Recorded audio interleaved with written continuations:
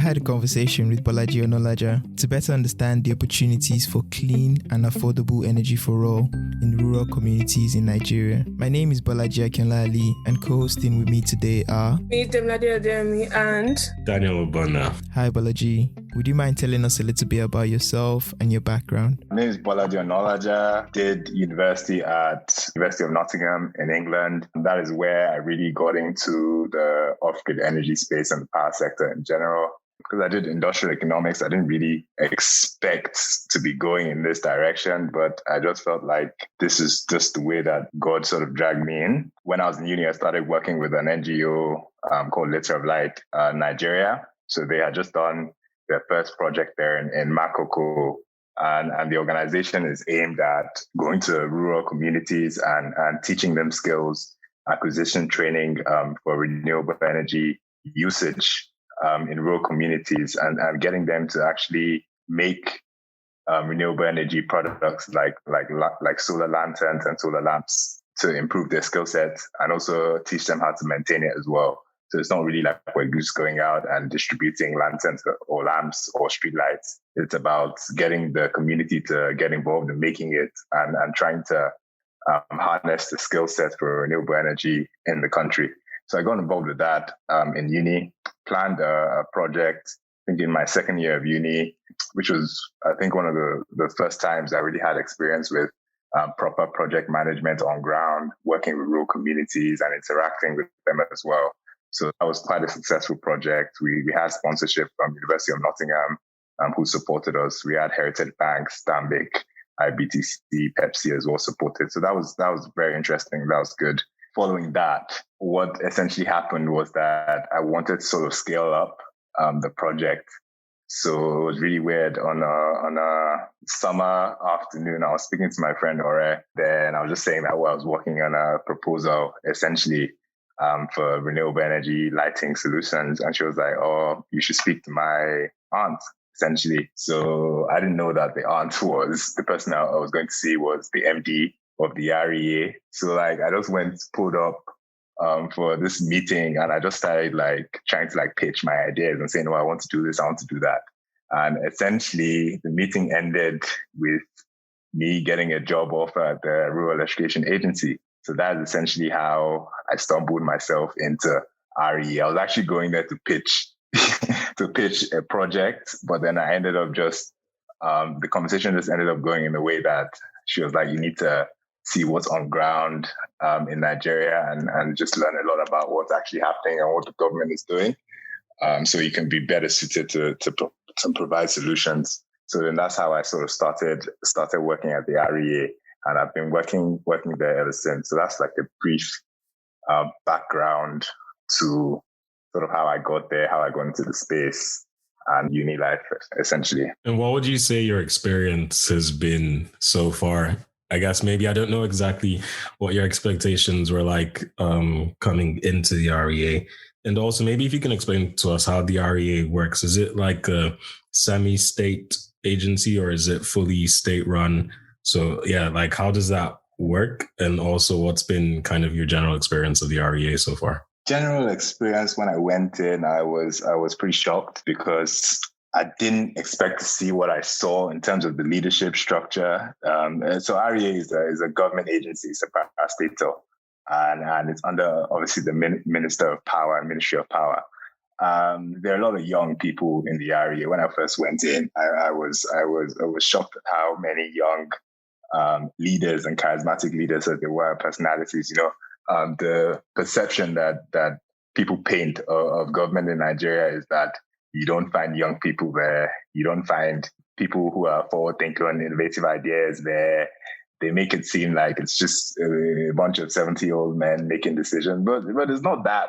The leadership is very dynamic and strategic. When the old MD, Ms. Tamlola Gumbi, got appointed, she was relatively very young, and she's a legend. Then the new MD, who is Engineer Ahmad Salhijo, he is also a very dynamic leader. You have the ED there, who is very young as well, Dr. Sanusi Ohiare. And even the head of the Nigeria Electrification Project at the moment is young as well. So it's just kind of like I walked in and I didn't realize that there were that many young people working in government and making things happen, working efficiently. So I was very impressed with that. So as soon as I jumped in there, I just started soaking information and absorbing knowledge. So like every day I was just hanging around, obviously, experts and people who are at the top of the game in government. So when you hang around that many people, for people who are that skilled and experts for so long, you just end up becoming like them, I guess. So essentially that is sort of how the REA is. So the REA does obviously government projects, but there are loads of donor collaborations in there as well. There's a project with the World Bank, project with the African Development Bank as well, which is called the Nigerian Electrification Project, $550 million funding. I did a lot of work there with USAID, Deloitte, McKinsey were always there, GIZ, work with the REA a lot as well. So I guess another big thing I pulled from the REA is learning how to work with donors, understanding the development agency space, because that's like another subsect of government and public sector work that people I don't think are as privy to. So that's a little bit of the structure and how it works. But then even though there are loads of young people there, do you feel like they're genuinely responsive to your ideas? Like you said, you went there first of all to pitch your ideas, but then obviously you got the job there.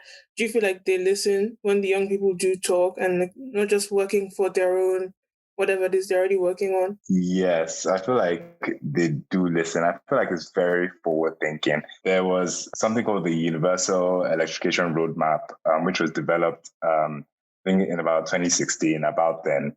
So this is when Fashola was still the Minister of Power before it got separated. So he had the Ministry of Power, Works and Housing. So there was a geospatial model that was developed for Nigeria to determine the least cost technology mix to electrify the entire country and population.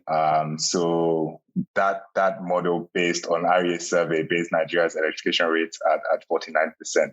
There had been other surveys done before from other development partners, which ranges the electrification rate from between 49% up to like 54. So it was around that region. So this essentially identified unelectrified households and looked at the household demand and then determined, okay, what's the best and most suitable way for us to electrify these households essentially. And that model came out and said that solar home systems, mini grids, and working interactively with the grid as well would be the most efficient way and the cheapest way for us to get power to every single Nigerian household, universal access to electricity by 2030. So that went into the Rural Electrification Strategy and Implementation Plan, RES-IP, which set out the direction and delivery for rural electrification across Nigeria. So essentially that whole survey, Universal Electrification Roadmap and strategy document that was done in 2016 is the seed of the fruit that we're seeing harvest today in the REA, if you understand what I'm saying. So I do feel like people listen to ideas, but everything in the REA is data-driven. Everything is based on data and information. There hasn't been a policy or like a project that's been set up off just ideas. If one thing I also learned is that you can't just say, oh yeah, everything has to be based on information and data. If you have an idea of a way you want to implement something or a way you think you can electrify a community or a set of communities, then you go there, you get the information and you prove with facts that it can work, and you prove with facts that, okay, we have the right information and this is what the data is telling us to do, then you will be listened. That's the people in government, development agency, the communication term is data. Something I also learned, you just can't go up to people to say, oh, I want to do this project or I want to do this. What do you think? You have to let the data speak for you, and you have to let data inform your decision making. I think that's something very important that all levels of government have to do. So that is what drives decision making at the REA. So yeah, I feel like people do listen to your ideas. You just have to have the right information as well to back you. Yeah, and I think one thing that's quite interesting, actually, just if I can pick up from what you just said, is that idea around data. So I think maybe just in practice, do you feel like there are any unexpected challenges that, would come up or have come up when you actually want to go implement sort of data driven policies? Because I was thinking, for example, like data might say the best way to like electrify a certain place would be, let's say, extend the grid, but then you can get there and run into issues with like ownership of land and like cattle herders and those kind of things. So it's like the data can give you this is the best way to do this, but you get there and there's very real on the ground issues that you maybe didn't factor in.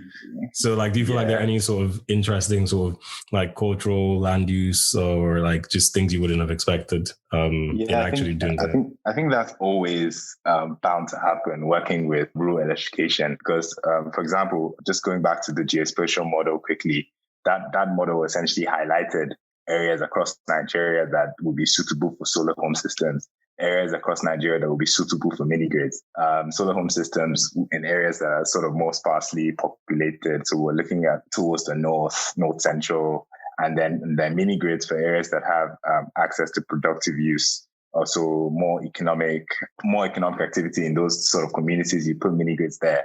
So it's just kind of like the data has sort of directed you to where you should go, which areas would be most suitable for this. But like something else that's incredibly important to note is that this off-grid energy space is PPPs. So it's the government, it's partnerships between the government and the private sector. So the private sector have to actually go and do the work. And then what happens is that they get funded with a results-based finance subsidy or an output-based fund subsidy, so performance-based grants. So that's what it's the way it's structured, because it's also more efficient that way. If you pay people and reward them for the number of connections that they've done, rather than paying somebody a lump sum to go and install something, and then you have no leverage on them if they just run away, and then they end up blaming the government agency. That's where's the project gone? Do you get what I mean? So the private sector have obviously a lot of issues and challenges because every community is different. That's something I've also realized. You're not going to see the same issues twice, but I feel like that's where REA is leveraged with state governments and working to ensure that this is done properly, sort of smooths through. So there are a lot of communities that, for example, maybe we have said that, okay, we should go to X amount of communities. The REA would now send a team out to say, okay, go and verify these communities to ensure that they're good. So I've done a lot of verification exercises where I go around Nigeria and I literally go to rural communities, go to like 25 in a state, and like we come back and we're like, oh, from our research and surveys, we've realized that this one is not so good. We've realized that the roads to this specific community, it may be very tough for a developer to build a mini grid or do a project in that area. So we might want to look twice at that specific community. So there's a lot of due diligence done within communities before you go and tell the private sector developer to go and just install a mini grid or install an off-grid solution there. So yeah. Yeah, I honestly like your point about, using data, but then using the actual fact, going there to verify what's actually on ground. And I just wanted to ask, so what's been your experience visiting these communities? Does the REA just say, okay, we'll come to your community, you'll come to build it, and that's it? Does the society, the community themselves, they have a say? Do they have a part to play in the setting up this electricity systems? Yeah, it's you need to during off-grid electrification, you need the buy-in of the community. You have to get their support fully. They have to be with you in the journey of electrification. They have to. There's a lot of I actually just learned that it's not like you just go there and like, oh, we're putting this grid here, install it, bam, do a commissioning, everybody shakes hands with high level government officials, and then you run off. Because what's going to end up happening if you do that is that they're not going to sign up and they're not going to pay. And if they're not paying, that means the business is not profitable enough. The numbers need to make sense. So the REA has to do a lot of work, and even the private sector developers to engage the community, to go there repeatedly to say, okay, we're coming, or this is what we're bringing, or this is what it's about, and local languages interaction. So if you're going to Hausa community, you're going to Yoruba's community, you're speaking Yoruba, and you're getting, if you can't speak it literally, you get somebody, a translator, or you embed yourself in the community. You now become like a community-based organization or a community-based helper, really, because you are there, you are helping them, you're supporting them, you want them. The goal is to ensure that they have access to electricity. Everybody has access to electricity. It's one thing having access to electricity. It's another thing understanding how to use that access to electricity that you now have. Do you understand? So I just feel like there's a lot of work. It's actually a little bit more difficult than people realize, actually going to communities to actually get their buy-in, to get them to actually pay for the power that you're putting there. You know, these are people that haven't had access to power before. Some of the communities I've been to, how many appliances do they even have? Their light bulbs. So you're really changing the way things are done. You know, you're completely changing everything about their life. So for you to do that for somebody, it takes time.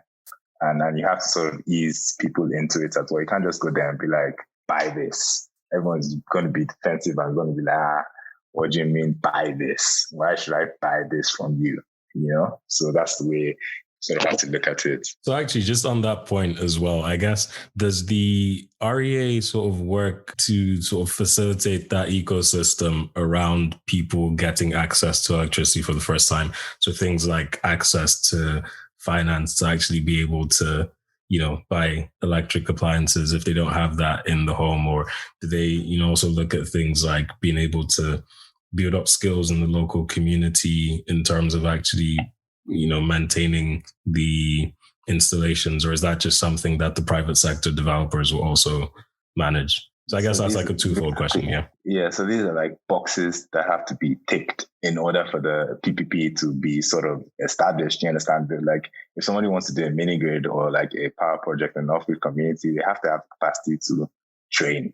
They have to have the capacity to do installations. Like, for example, with the productive appliances and access to finance sort of thing, it's like the REA sort of facilitates and coordinates the industry. So we're now looking at, obviously, if the REA has set up public sector funds, subsidies, and it's results-based, meaning that you get your subsidy money following the installation of the connection, and we can confirm the connection. That means that the private sector company has to have funds and finance to be able to build it through the NEP. So there's a lot of work goes on with facilitating access to finance with Nigerian banks and financial institutions, and also creating an enabling environment so that private sector companies have access to these things to be able to tap into this. That's actually an important thing, right? Finance, because everyone, most times if we talk about technology, without actually thinking about how that's going to work. So I was going to ask, you know, the REA itself, from your experience, what kind of solutions are they, or what majority of the solutions, are they mostly grid extensions from what you've seen, or are they mostly a case of, I don't know, solar panels and maybe batteries? What kind of technologies do you use to kind of tackle this problem of electrification? So in terms of the solutions, the tech solutions at the REA, there are grid extension projects that do go on, but that was sort of the precedent at the REA prior to the universal electrification roadmap that was created and creating an environment for the renewables and energy industry to thrive. But obviously, with grid extensions alone, I don't think grid extensions are the most suitable way to get access to people in rural communities in every single area. There are different forms of technology. So you have like solar home systems, literally used for like sparsely dispersed like communities. So areas with, let's say, less economic activities. You put solar home systems there, which gives people access to, let's say, a set with a solar panel. They have a fan. You have the radio, a few light bulbs, like 3 or 4 light bulbs with that, USB phone charging connection boxes and all that. So that's technology there for household set. And there's technology for mini grids, solar mini grids that is being used for areas with a little bit more economic activity. So that's the two main. There are obviously other different solutions as well. You have decentralized hydro, which is another solution that people in rural communities can use. This is areas with river-run areas across Nigeria. But essentially, but the reason I think grid extensions aren't really the way is because the grid on its own has their constraints and their issues with the grid. If you look at the grid on its own, there's an imbalance between power generation and consumption. So there are bottlenecks that need to be addressed. So if you even I like to look at the power sector as having two sides to it, so on-grid and off-grid. So if you just look on-grid for just a second, you realize that Nigeria will generate between 7 gigawatts to potential of 13 gigawatts capacity available for generation. But there's only about, they'll say 5 gigawatts peak that gets transmitted. And then if you find out what is actually being distributed to the households across the country, you're seeing between 3 and 4 gigawatts. Because obviously when they say 5 gigawatts peak, that's just the peak. That is that's the highest level it can go. It's like saying, oh, my iPhone is 100%. It's not always 100%. Your battery goes down. It's 50. It can be 65. So just kind of like, even that peak is so you can see that there's an imbalance between what we're generating and what the people are actually getting. So this means that within the grid itself, we have to invest in transmission infrastructure, new substations, new transmission lines, distribution infrastructure, as well as metering. So these aren't and also upgrading the grid infrastructure in general, new technology. A lot of the infrastructure there is idle. As the assets are partly idle and a lot of assets don't participate in the energy system or energy ecosystem. So these are things that need to be done. And this is not like novel ideas coming from Bolaji Onalaja. These are things that the federal governments are privy to. There are programs set aside to address these things, but if you have that context in mind on what the grid is like, so even if you do a grid extension project to a community, how many hours of power are they really going to get a day? We want people to have access to clean, sufficient power so that they can increase their standard of life. You don't want to just put a transformer there and then they have 3 hours of power a day. Because at the end of the day, if you look at the big picture, the amount of power that we're generating and the amount of power being distributed through the discos there's an imbalance, there's a gap. So that gap needs to be filled. So it's just kind of like, how effective is it really? It's probably easier and cheaper to, instead of going to a rural community, instead of doing a grid extension project there, you could also do a solar home systems project or a solar project. That by doing that and combating both on-grid and off-grid, then the grid has less focus. So if you also look at the off-grid, not just communities, but critical infrastructure. So like there's a energizing education program, which is targeting universities, federal government universities, powering them with off-grid power stations and power plants. There's also the Energizing Economies program initiative, which is doing markets and economic clusters. You now have targeted, you can go into things like agric clusters for processing hubs and powering industrialization. So these are things that are being done to say, okay, let's look at the most strategic areas that we can put off-grid energy into, if you get what I mean. So it's just reducing the pressure on the grid, because at the moment, prior to the off-grid energy industry, what used to happen was that the grid had to distribute power to every single Nigerian out there. It was tough. It's tough for them to do that because they don't even have the infrastructure. There's an infrastructure deficit there. So the involvement of off-grid energy and renewables into this entire ecosystem, entire value chain, just means that they're working and supplementing each other's work. So it means that the grid can focus on priority areas, leaving a lot of communities that discos struggle to reach, leaving that output to the solar and off-grid energy, so that they can focus and actually use that the little power that they're actually getting until all the programs and policies set to address those problems come into fruition. It's just kind of like, okay, so we can manage this and then direct it to the right areas, whereas the people who weren't getting sufficient power before can have access to off-grid energy, if that sort of relationship Makes sense. So, like, how receptive would you say both like the local governments and the people are to the whole clean, renewable aspect of, the production of the electricity? I mean, with the more like rural areas where they haven't necessarily had enough or sufficient power before, it's easy for you to like you said, it's easier to provide those renewable sources of electricity to them. But for the more urban areas where like they do have that access to the grid power anyway, is there an emphasis on also like changing that supply to be more renewable based, like off-grid solar, for example, solutions? Or is it mainly just targeted on the people who don't have power to begin with or who aren't getting access to those grids? Yeah, good question. So essentially it's off-grid, targeted at off-grid communities, essentially, to begin with.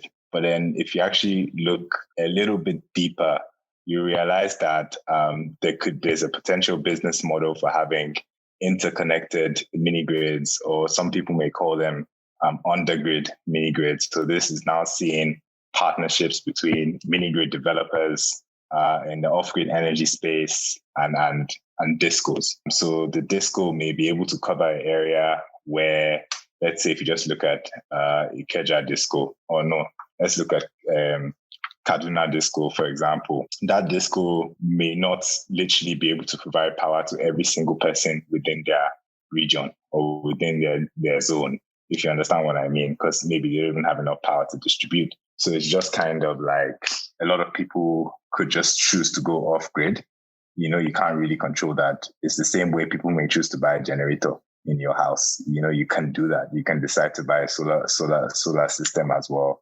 But I feel like what we may start seeing a lot more is interconnected mini grids. So partnerships between mini grid developers and workers and operators and the discos to say, okay, this community that you have distribution infrastructure in, let's take over it and let's do a partnership where we provide them with the power. And then, because it costs discos a lot of money sometimes to actually distribute power to some of these areas. So just like having a relationship or partnership and maybe supplying your power, your mini grid electricity to the disco, or working with them to cover a specific area.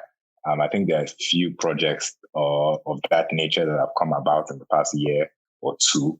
So yeah, it's pretty interesting. But essentially, it's about off-grid communities, so ensuring that the last mile consumers, the people who don't have access to energy at all, have access to power. And what you realize is a lot of these areas is people will pay.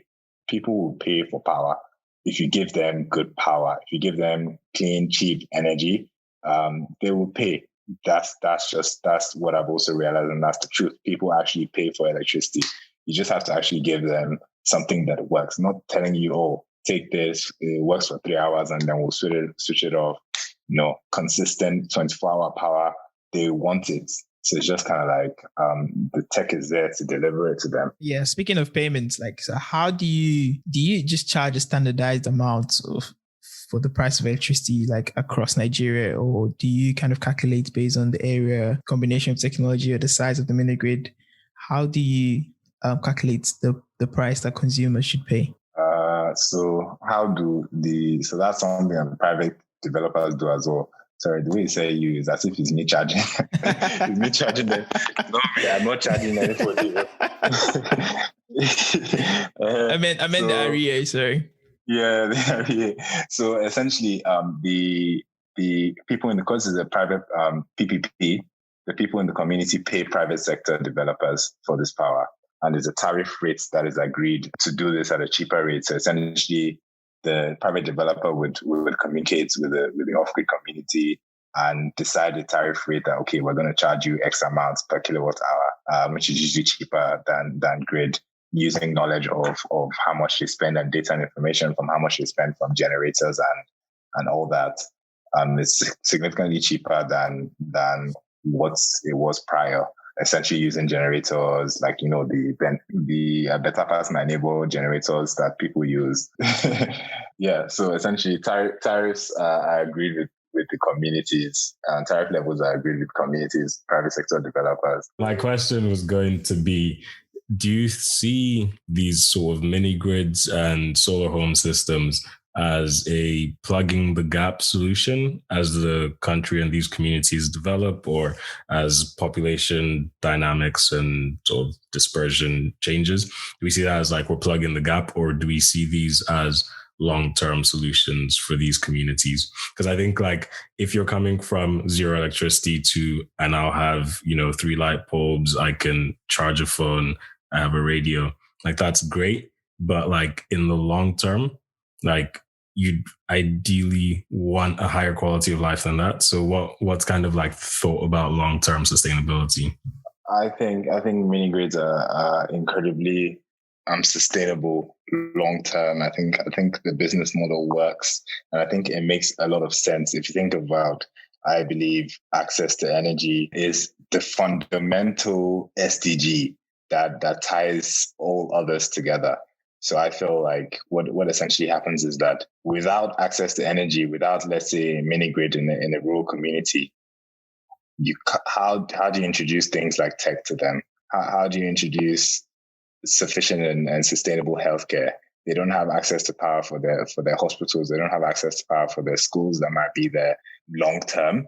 Maybe solar home systems to an extent has a lifespan of 3 to 4 years. That's the solar home systems. But the mini grids, I feel like are incredibly sustainable. They last forever. Obviously with O&M and maintenance going in as well. So I think access to energy is sustainable because it's the fundamental SDG, like I said, and also a key enabler in alleviating poverty and ensuring rural economic development. Because the way it sort of works is that you put a mini grid in the community, and then you tie in the productive uses into that. So let's say it's a cassava farming community, for example, and they have processing centers all there. If you see some of the communities I've gone to, the methods through which that they used to process their agric, or they used to let's say even just a simple bakery, for example, doesn't use electricity. So if you then tie in to say, okay, you can use this machine, actually this grinder, electric grinder, ties into your electricity, and then this now works with the power, people would start using this. It makes them more efficient. You can now start changing and influencing their income levels. And I also think there's a big relationship between big tech and access to energy as well, because a lot of people in these communities are offline. If you take into consideration, they're not privy to new media sources. Do you understand what I mean? So it's just kind of like they're influenced by traditional media, let's say old ways of doing things. So it's just kind of like, if we really want to improve the way the development and stimulate economic development within a lot of these communities and a lot of the rest of Nigeria, the greater population of the country, then I feel like access to energy, development of mini grids is essentially the one that would tie everything all together and bring in the other. So like when I go to a community and I sit there and I give them access to power, I have a mini grid there, I can now start working with transportation and logistics companies. I can pull in tech guys to say, okay, come in, let's do this. But the tech guys can't go in there without access to electricity. Other companies can't work in there without access to electricity. Like I know there's a mini grid in Niger State that by PowerGen and Rockota, which is the World Bank funded mini grid. And they've now done partnerships with MaxEnergy. So MaxEnergy, they're trying to roll out electric bikes essentially for people to transport agri products and things like that. So it's just kind of like without the mini grid there, that development through logistics and infrastructure movement and goods movement wouldn't come in. So it's just kind of like highlighting that. I think this energy thing and mini grids, what you're essentially doing is you're creating an ecosystem within the community, and you're literally developing these places and these communities. So I think it's quite sustainable. When you do a mini grid, you're in for the long haul. You're not trying to go there to put something in to say, oh yeah, we're leaving in 5 months, just quickly cash out. It's something that you're going to be there. You're going to grow with the community. You're going to invest more and more in there. And that's, I feel like we're going to see in the next 5 years, 10 years, this is all relatively new. But when things really sink in, when REA starts commissioning 300, 500 mini grids, which will come inevitably, we're going to start seeing a lot of industrialization activity I feel through this, because a lot of these communities that people go to invest in are special, very special. There's a mini grid I worked in. The guy, he invested in the community. He said there's a lot of bamboo in the area. He said a ridiculous amount of bamboo. And now he's thinking about looking at how to invest within the community to think about what you can do with bamboo, furniture, development. There are different things you can do with a lot of communities. That this is where natural resources are at the end of the day. So it's just kind of like if you invest in a lot of these places strategically, you don't know what the next 5-10 years could be. Once you have power, you can't do anything with natural resources, can you? So it's just kind of like that's the direction that I think in, and a lot of people are starting to think in now. You're not going to realize it now, but later on, when a lot of these developers start making crazy stuff, industrializing, exporting, doing things, you're going to realize that the foundation of that development, the foundation of the export drive from what is going on, that activity is the mini grid. Do you understand? Yeah. No, that's really good. Cool. Okay, I guess maybe as just a final question, which we like to ask all of our guests on this podcast, we're going to ask if there was, and this is a more lighthearted one, so not about mini grids. We're going to ask if there was one place on the continent of Africa that you could go to for an all expense paid trip, where would it be? Ooh, to decide this strategically, because my investor may be listening to this. But okay, one place in Africa that I want to go to be honest, I think Kenya. I haven't been to Kenya before. Kenya have a really thriving, everything that sort of happens in East Africa happens from Kenya first. Tech. If you look at financial payments, e-payments, there was a boom in Kenya prior to, I think, even before there was a boom in Nigeria.